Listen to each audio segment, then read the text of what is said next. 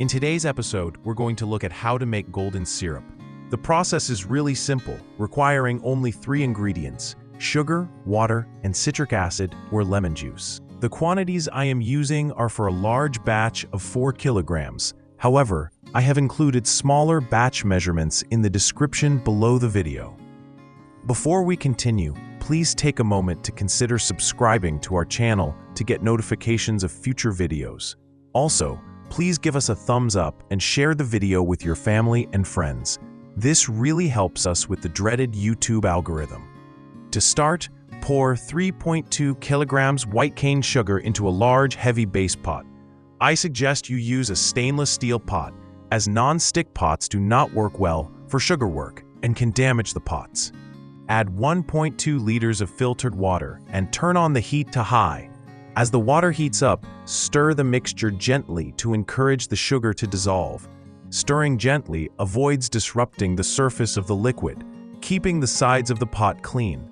If you stir aggressively, sugar solution will stick to the sides of the pot and start to form a crystal crust around the edge of the pot. Once the sugar has dissolved and the sugar solution has come to a boil, add 2 teaspoons of citric acid or 8 tablespoons of lemon juice. Stir this gently, then adjust the temperature to low so that the solution simmers gently.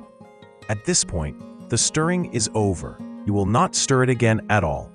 Allow the solution to continue simmering gently until the temperature of the solution reaches 115.8 Celsius or 240 Fahrenheit.